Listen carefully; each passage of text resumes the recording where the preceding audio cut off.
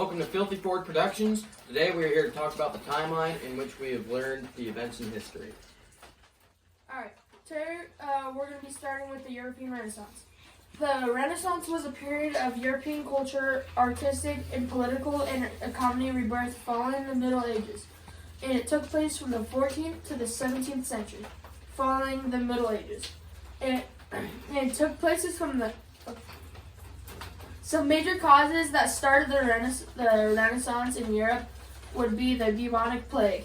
The bubonic plague had wiped out about 1/3 of the population, although the Renaissance saw revolutions in many intellectual pursuits as well as the social and political upheaval. It is perhaps best known for its artistic developments and who contributed to it, as such as Leonardo da Vinci and Michelangelo, who inspired the term Renaissance man. Now we're going to be talking about the European Reformation. The Protestant Reformation was the 16th, 17th religious, political, intellectual, and cultural upheaval that splintered the Catholic Europe, setting in the place the structure and beliefs that would define the content in the modern era. In Northern and Central Europe, reforms like Martin Luther, John Calvin, and Henry VIII challenged papal authority that questioned the Catholic Church's ability to define Christian practice. They argued for the religious and the political redistribution of power into the hands of the Bible. Now we're going to be talking about the Age of Exploration. The era known as the Age of Exploration officially started and began in the 15th century and lasted through towards the end of the 17th century.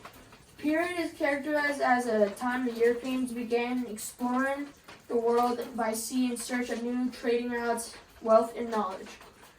The impact of the Age of Exploration would permanently alter the world and transform geography into the modern science it is today. So, now we're going to talk about the Gunpowder Empire and how that affected everything. Starting with the Ottomans, they started around 1300. They were one of the first countries or militaries to ever use muskets and cannons and things like that, which allowed them to expand and destroy everyone in their path. They also had Constantinople, which was an extremely important trading route that was well defended because of the muskets and cannons. And now on to the Safavids. They had used religion to prevent or create a natural hate towards the Mongols and the Ottomans, making them really well control of the people, keeping them people, in control, under their control, not to mention the Western influence that the country ended up having. And they also inspired art and really good architecture. Now the Mongols, they had a freedom of religion. They were in India. They were naturally protected by the Himalayas and the ocean all around them, basically.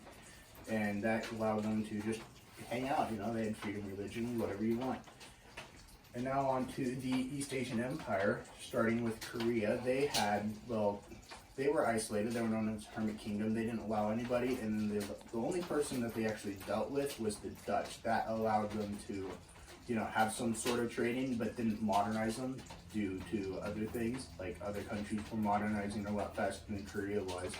And then Japan was, thanks to Korea, actually learned to grow rice and allowed them to produce food for the people well and keep their system flowing well. And then on to China. And China started around 5000 BC and kept growing and growing for a really long time until it eventually ended in 1911. Go. Alright, I'm going to talk about the scientific revolution in the Atlantic period. First off, the scientific revolution was a series of events that marked the modern science. During the early modern period, the developments in mathematics, physics, astronomy, and chemistry transformed views of society. The scientific revolution was built upon the foundation of ancient Greek learning and science in the Middle Ages, as it had been elaborated in further developments by Romans. Science came to play a leading role in the Enlightenment. Throughout, many Enlightenment writers and thinkers had background in the science and associated scientific advancements with overthrow of the religion, traditional authority, and now for the Enlightenment period. So first off, what is the Enlightenment? Sometimes called the Age of Enlightenment, was in the late 17th and 18th century. The Enlightenment presented a challenge in traditional religion views. What was the Enlightenment? This question produced numerous answers in the nearly 2.5 centuries since the German philosophers Immanuel Kant first posed it in 1784. According to Kant, the Age of Enlightenment, which lasted from roughly the 17th and 18th century. I will be talking about the American Revolution to the Industrial Revolution, which spanned between the years 1765 to 1840. The American Revolution all started on the morning of April 19th, 1775. Now, keep in mind, this is just when the war started. Events that led to the war would include, but not limited to, the Boston Tea Party, which is where a bunch of colonists threw tea over the ships because the Britons were taxing the tea. Another one of the things that led to it was the fact that Britain was taxing the Americas without actually being there to enforce it, which the colonists thought was bull. They would say no taxation without representation. Two important battles would include, but not limited to, the Battle of Saratoga and the Battle of Bunker Hill. The Battle of Bunker Hill, one of its famous moments was when colonial officer William Prescott ordered, "Do not fire until you see the whites of their eyes." His troops had the courage and discipline to hold their fire until the enemy was near, an early sign that the ragtag American army had a chance of defeating the well-trained, well-armed British troops. The Battle of Saratoga was the first great American victory of the war. It is widely believed to be the turning point that led America's triumph over Britain.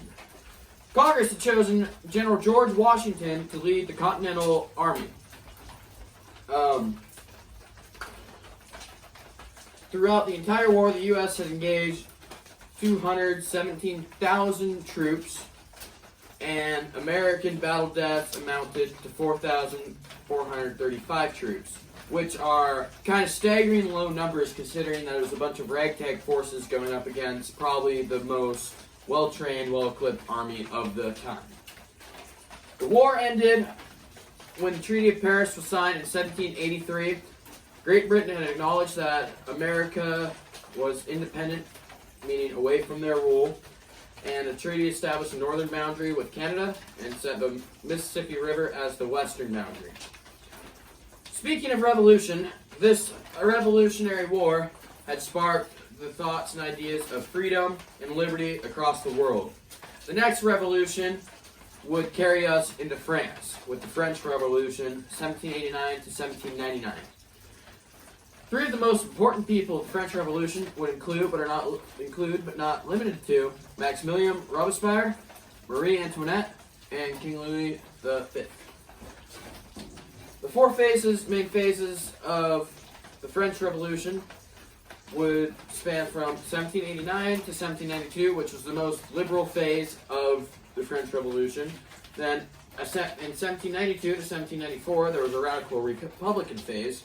From 1794 to 99, there was Thermidor and the Directory, which was the phase in response to the excessive radical republicanism. In 1799, the Napoleonic coup d'etat, which was the ending of the revolution by military coup and restoration of order and domestic peace to all of France, basically. This was when Napoleon Bonaparte took over France and became, basically a military dictator, and which would set France to be one of the most highly feared countries in the world because they went on basically a complete war streak and took over a bunch of countries. The Industrial Revolution, which spans from 1760 to 1840. There were many important inventions during the Industrial Revolution, many of which are long forgotten today, but effects still entice us. One of the inventions, the telegraph, led to phones. Spinning jenny led to us being able to wear stuff like this, which the sewing machine also greatly helped too. The steam engine powered countries around the world during the Industrial Revolution. It not only powered factories in Britain and the Americas and all across Europe, but it also led to the invention of the steam train, which led people to be able to travel mass distances in fractions of the time. And it would lead to have news being spread a lot quicker because people would no longer have to ride horses from town to town to deliver news. The steam engine and the Industrial Revolution also led to the American Civil War because the North, who was industrializing, didn't need slaves anymore, wanted to take them away, but the South, who was primarily farmland, who relied on slave labor, did not like that, so they went independent and declared the Confederacy, which made the two countries go to war, which then resulted in the South losing, slaves being set free, and the industrial North owning all of America once more. It also changed our education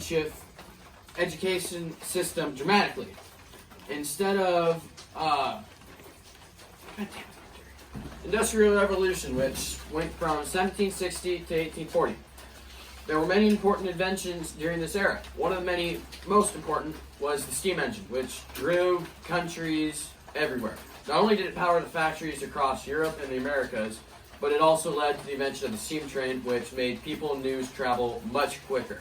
The telegraph was made, and it also greatly helped the travel of news. Dynamite was made, which made man be able to go through mountains. It also changed warfare because now we could develop bombs pretty much. The Industrial Revolution not only changed what we use and the inventions we have, but it also changed our education system. Instead of it being the kids were all taught in one schoolhouse and they all sat there all day, it shifted to where they would have multiple classes and they would be ran off of a bell system, much like what they had in factories. It also shifted society in general. Instead of being farmers, which we were, where 3/4 of the population were farmers, it went to 1/4 of the population being farmers. People would move to cities to work in the factories because it was significantly easier than farming, but wages were low, quality of work was low, and death greatly increased, which led to many great inventions like plumbing, running water, which then takes effect in the world we live in today.